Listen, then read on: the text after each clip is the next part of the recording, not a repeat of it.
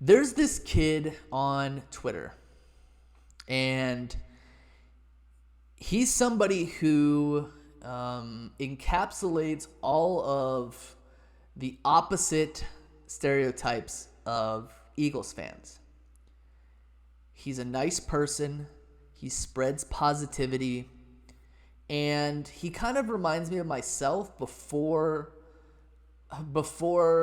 I kind of learned some critical thinking skills, and I started being, and when the Eagles would be like, oh, this guy had a great camp, I used to be like, oh, he had a great camp, he's great. Now I'm just like, yeah, I've heard that a million times, and those guys, they sucked. But back when I was kind of naive and I always thought the Eagles were going to win, I always cheer for the Eagles now. But before a game, I'd be like, oh, yeah, the Eagles are going to win. Because back in like 2000, 2001, 2, 3, in my earlier years of being a fan, they won a lot. So when you win a lot, you expect to win a lot. It's the new normal. But so it was just one of those things where I would always be optimistic. And this guy, he's super optimistic. And everybody loves him. He's fun-loving. He's a great kid. And I almost wasn't going to say his name in this video because I don't like to say the name of minors. But I think at this point, NFL.com and the NFL Network and ESPN and a bunch of the Eagles players promote this kid. His name is Giovanni. And if you know of him, you know he's a great kid. If you don't know of him, search him on Twitter and follow him. He's a great kid. And he represents everything that an adult wants to represent. He acts more like an adult than 99.9999999% of Twitter. And he's really good friends with Carson Wentz. And I remember at training camp one year, he actually got Carson Wentz to sign his jersey. And there's the famous picture of him, Carson Wentz, signing Giovanni's jersey. And Giovanni, of course, he utters the line, "You are my hero." Now, we all don't get a chance to meet our hero. I've gotten a chance to meet my hero. At the University of Arizona campus. No, but really. But he got to meet Carson Wentz.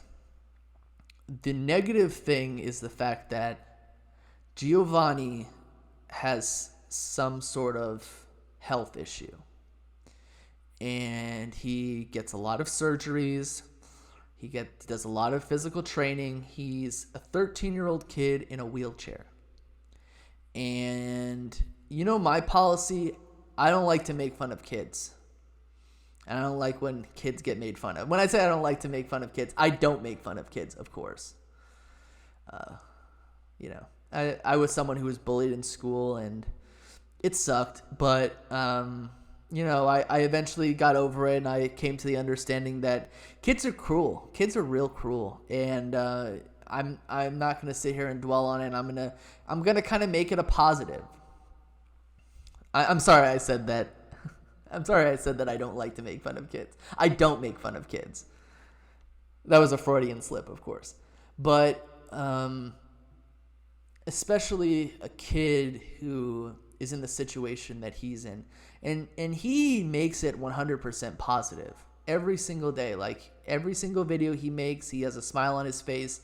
He asks players and people if they'll be on his podcast. And I think it's great. I think the kid is great. And I think that most of the Eagles community, the Eagles Twitter, just genuinely loves this kid. Like, he has zero bad bones in his body.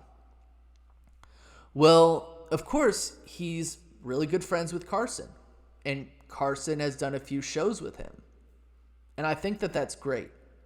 I think that that's amazing of Carson. Love him or hate him, but, these two kids, Carson's he's younger than me, but these two guys are good friends. They're like good friends. They could talk about football, I guess. I don't know. I don't know what they talk about. But Carson Wentz, he had to change his number because Michael Pittman Jr. was like, no, you will not get number 11 in Indianapolis. Which usually, if you're a starting quarterback and you go to a new team, you'll usually get the jersey number that you had from your previous team. Unless, of course, the jersey number is retired. Well, what happened was Carson Wentz did this really nice thing of unveiling his jersey number by sending it to Giovanni. And, of course, Indianapolis Colts fans have really accepted Giovanni because Giovanni made this one. When Carson Wentz got traded, Giovanni was really sad. And I know that I didn't want Carson to be here, not because I didn't like him, but because I wanted him to be successful somewhere else. A lot of people don't like Carson, but Giovanni was really upset about it. And he was really sad about it. And, it takes a lot of bravery to show your emotions on camera, and he was not afraid to do that. This kid is really strong. This kid had a lot of negative things happening in his life. I've never had a surgery in my life, but I feel like if I needed a pep talk on how to get a surgery, Giovanni would tell me about how to get a surgery. He's a great kid. He's a great kid.